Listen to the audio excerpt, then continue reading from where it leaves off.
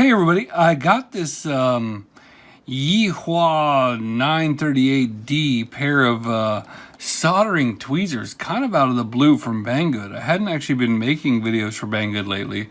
Every time I wanted something, they complained that I didn't have any sales, and I would complain that you don't have any products in stock, and so we were kind of at a bit of a standstill.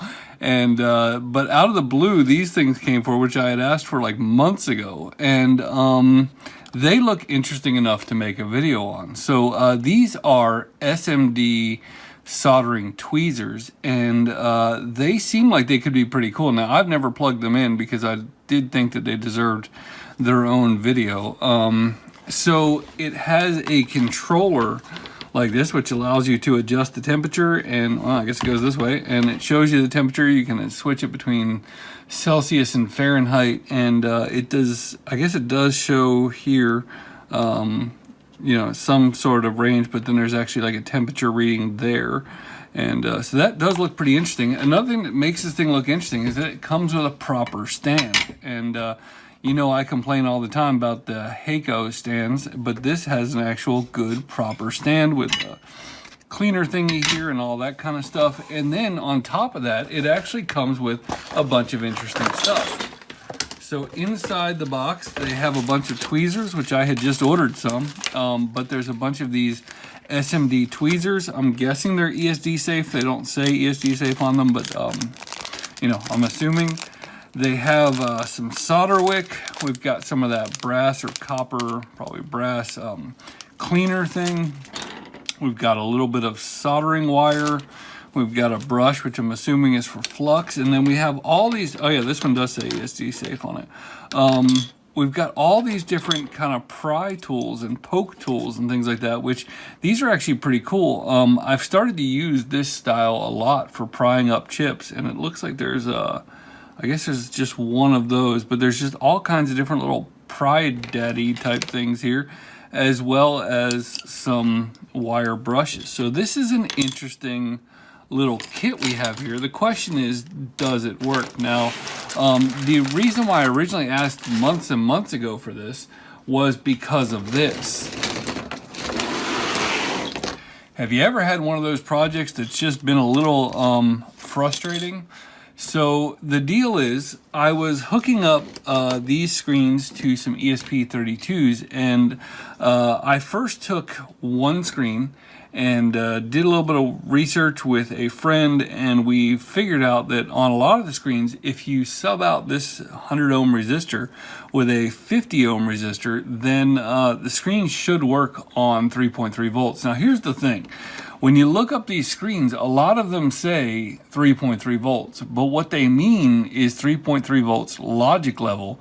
They still require 5 volts to power the screen. Now, on my test screen, I went in there and I swapped out this resistor for a 50 ohm resistor, and it worked beautifully with 3.3 volts powering it. However, the rest of the screens did not. They did not operate well at all at that with that 50 ohm resistor, and so I wound up with a pile of screens that have the wrong resistor on them. And so I thought to myself, to be honest, I didn't have time for work to get, you know, to go back and solder them all. I didn't have any 100 watt resistors. The other ones flung all over the place while I was soldering them. And so I thought to myself, I'm just going to go ahead and buy all new screens, and I'll stick these in a box, and maybe I'll get the opportunity to fix these and use them in a future project.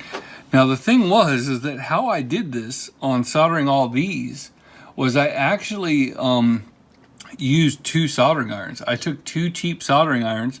I held the board in place and then held one of these things in each hand, a soldering iron in each hand, and solder with them sort of like chopsticks. And I thought to myself, there has to be a better way. And that's how I found these. Now, again, I did solder all these with 2 soldering irons, or at least desolder with 2 soldering irons. I think I resoldered with just one, but there has to be a better way. And so I thought, let's see what's out there. And so I did stumble across these things from Banggood. Now, these do have a little alignment thing over here, so you can adjust how wide they are. And I'm guessing, you know, if these things aren't lining up exactly, they do have a little bit of flex, so you can kind of point them the direction you want to point them. But I think overall, this could be a pretty good solution. And so I thought it deserves a video, and let's see what I can do. Okay, so I expect these things to be a lot more useful to me on desoldering, but we're going to try going in both directions. So let's flip the thing on. We'll get an idea for how it works. So 681, oh, that's cool. It kind of shows you the set point up front. So let's let it get up to temperature here. It's pretty quick. It's about like the Heiko, maybe even a little bit faster. And then let's just, ooh, it's got some of that initial burn-in smell on it. So, we're going at 681. So let's just see. So if you turn the dial, that is kind of funny to have a dial controlling. Oh yeah. Okay, that's cool. So when you change the dial, you initially see the temperature that you're going to, and then it'll drop back down. You'll see it jumps up there, and then it'll drop down to that temperature. So interesting. Let's put it at 650 just for the heck of it. I think I don't remember what kind of solder I used to put these back on. But we do have a lot of that initial kind of burn-in smell on these things. But let's take a look. Holy crap! Look at that! That is awesome. That is awesome. Hold on. Oh my gosh. Oh, I think I have the stand in here too tight. Now, this is not that YouTube thing where people, where people do something and then reenact it and act like it's the first time they did it on camera. That is literally the first time I plugged the thing in.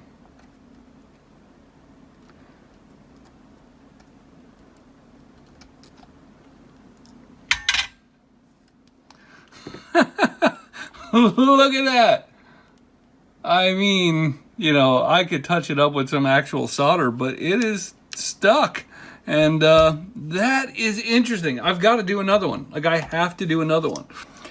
Okay, here we go again. Let's see if that was a fluke.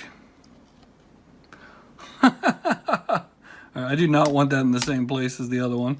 And let's grab this one. We're just going to pick it up with the thing, and then I'm going to use these other tweezers. Whoops, we lost one. Here we go. Let's get it back.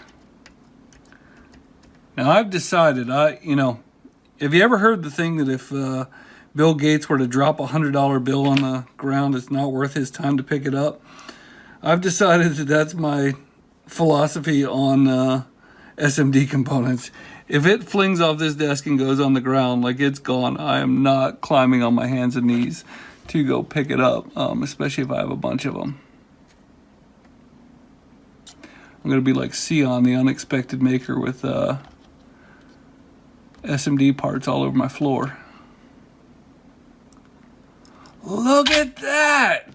Wow! I mean, again, I can come back with the Hacko and add a little bit of solder to it. And again, that's me. That's not the iron. But the fact is, like, dang, that thing is on there and just like easy as can be, one-handed for the most part. Let's try one more while we're at it. I'll tell you one thing, man, when soldering SMD resistors is fun, like that alone makes the product kind of interesting. Now, is this a very niche thing? Yeah, it absolutely is. But, I don't have the board in there very stable. But, man, when you need it, you need it. Okay, now, would I leave that for production? No, but what I would do is swap it out that way and stick it, and then just come back there with a real soldering iron and touch up the ends. So, these things are, does everybody need them? Probably not, but man, for this kind of work, I am very glad to have these things, and I'm impressed. Like, I'm really impressed. And so, thanks to Banggood for sending me these things out of the blue. I'll have a link in the description for them if you're interested in getting them. And if you have to do this kind of stuff, man, I think this is the way to go. So, hey, thanks for watching. Have a great day.